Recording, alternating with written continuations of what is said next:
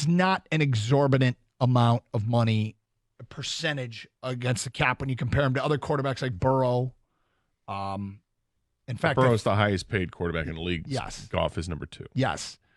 Now, is Goff a same player as Joe Burrow? Khang, you actually did some deep dive into that.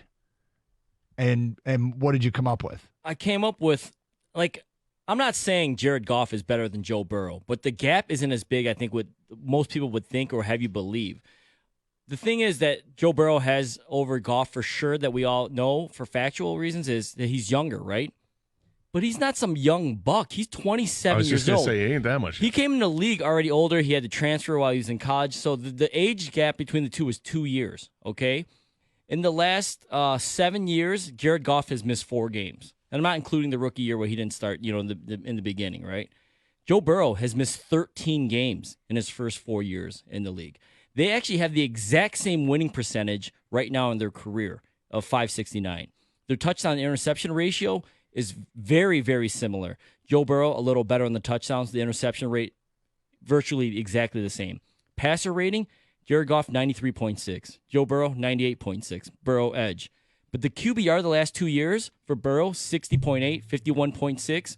Jared Goff, 63.3, 60.3. Jared Goff better. Jared Goff, 3 Pro Bowls. Joe Burrow, 1. Both have a Super Bowl appearance. The gap isn't that big. And if you want to go back to, like I said, Joe Burrow's younger, so he's a higher ceiling. Only 2-year age difference. And did you know Jared Goff's first 4 years in the league, statistically, he was better than Joe Burrow. So my point is, though, this is a great deal for the Lions. He's making less than Joe Burrow, and he's not. The gap isn't that huge. I think this is a win-win for all parties aside.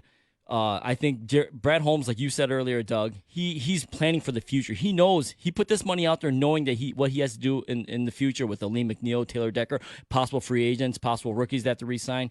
I love this deal for everybody, and Jared Goff earned this. All right, 248-539-9797. I mean, we all approve in this studio. The percentage of people that have voted and approved, it is 86.5% on Twitter. Do you approve? If so, why? If not, why not? Demetrius, you are next. What's up, Demetrius? Hey, guys. Thanks for taking my call. Our pleasure. Hey, I do something very difficult. I got to set my silver cornbread and my blue Kool-Aid aside for a minute and try and talk logic, reasoning, and Gator's favorite topic, math. Right? Oh boy. So if you do it this way, take the 32 and add it to the 212, it's 5 years, 244. First of all, Doug's right. It's about percentage of the cap. But if you think about this contract as 5 years, 244, you're talking 48.5 AAV. And now you're not comparing him to Joe Burrow. You're comparing him to Jalen Hurts and Kyler Murray, right? It's a whole different narrative if you look at it that way. But Khang just trumped me, because Burrow comparison really isn't that bad.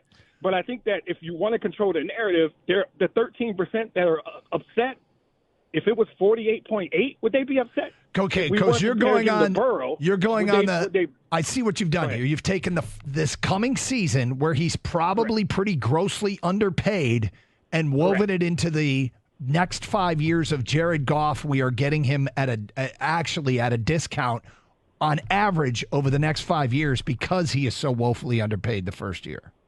Correct. If you present it that way, it's a whole different narrative. And I think the 13% just boils down to about the 3% of guys who, they're just that guy. Yeah. That dude who's never going to be. I love it. Obviously, I'm a bread and Kool-Aid guy. I loved it the minute I heard it. So I think it's a great deal, like Khang said, and now after Khang just told me, I got to go eat some cornbread and Kool-Aid. I'm super excited. Demetrius, an interesting way to look at it. And, yeah, that maybe helps some people. Well, here's something else. You talk about needing people around you. Like we think that Goff definitely benefits from having better players around him. What's Joe Burrow going to look like without T. Higgins or without another receiver that he's got, without Joe Mixon at running back? What's he going to look like? Is he going to take a step back? He only played 10 games last year because he was hurt. Yeah. I don't want this to turn into a trashing Joe Burrow segment, but it's about the comparison because Joe Burrow is the standard based on what he gets paid. He's the highest paid quarterback in the NFL. And I don't think anybody would complain about what he's getting paid because, it's Joe Burrow. You automatically think, he went to a Super Bowl a few years ago, and Cincinnati is a really good team. Well, the Lions are a really good team. and almost got to the Super Bowl. Yep. So now they just paid their guy, and I'm not sure that I'm actually pleasantly surprised that people don't have as much of an issue with this as I thought they might today.